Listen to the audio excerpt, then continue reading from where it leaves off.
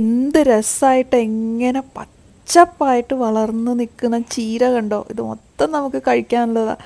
എന്ത് ഇടയ്ക്ക് പുല്ലുകളൊക്കെ ഉണ്ട് കേട്ടോ, അതൊന്നും നമ്മൾ കഴിക്കില്ല. പക്ഷെ ഇങ്ങനെ ഫ്രഷ് ചീര തോരൻ ഉണ്ടാക്കി കഴിക്കുമ്പോൾ എന്ത് ടേസ്റ്റ് ആയിരിക്കും എന്നറിയോ. ചീര പറമ്പ് മുഴുവൻ ചീര പുല്ല് വെട്ടിയത് മിച്ചല്ലേ. 3 മാസം കൊണ്ട് അങ്ങനെ ചീരയൊക്കെ പറിച്ച് തോരൻ ഉണ്ടാക്കിയിട്ടുണ്ട് കേട്ടോ. കാണുമ്പോൾ തന്നെ എന്തൊരു ഒരു ഒരു പ്രത്യേക ഫീലാണ്. നമ്മുടെ പറമ്പിൽ നിന്നൊക്കെ ഒരു പച്ചക്കറി നമ്മൾ പറിച്ച് കറി വയ്ക്കുമ്പോൾ അതിൻ്റെ ഒരു പ്രത്യേക ടേസ്റ്റ് എന്ന് പറയുന്നത് അതിൻ്റെ ആ ഒരു ഫ്രഷ്നെസ് ആണ്. ആ ഒരു ഫ്രഷ്നെസ് വരുമ്പോൾ തന്നെ ഒരു പ്രത്യേക രുചിയാണ്. നമ്മൾ പാവയ്ക്കൊക്കെ വെച്ചപ്പോൾ തന്നെ ആ ഒരു ഫ്രഷ്നെസ്സാണ് ഭയങ്കര രസമായിട്ട് നമുക്ക് ഫീൽ ചെയ്തത് കേട്ടോ.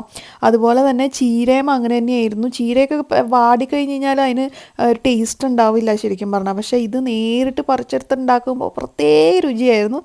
അപ്പോൾ ആരോ ചോദിച്ചിട്ടുണ്ടായിരുന്നു ചീര നമ്മൾ വെക്കാറില്ലേന്ന്. ചീര തീർച്ചയായിട്ടും വെക്കാറുണ്ട് കേട്ടോ. ഒരിടയ്ക്ക് ചീര തന്നെയായിരുന്നു. കാരണം പറമ്പിൽ കുറേ ചീര നിൽപ്പുണ്ടല്ലോ. പിന്നെ പുറത്തുനിന്ന് വാങ്ങിക്കുന്ന സമയത്താണെങ്കിൽ വാടിയതാണെങ്കിൽ നമ്മൾ വാങ്ങാറില്ല, ഫ്രഷ് ആണെങ്കിൽ നമ്മൾ വാങ്ങാറുണ്ട് കേട്ടോ.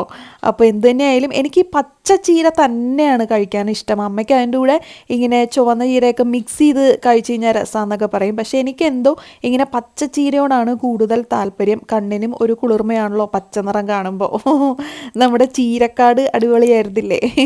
അപ്പോൾ അതേ ചീര മാത്രം മതിയായിരുന്നു എനിക്ക് ചോറുണ്ണാനായിട്ട്. ഞാനിത് ബ്രെഡിൻ്റെ കൂടെ സാൻഡ്വിച്ചൊക്കെ ആയിട്ട് കഴിക്കും കേട്ടോ. എനിവേസ് നല്ല സൂപ്പർ ടേസ്റ്റ് ആയിരുന്നേ.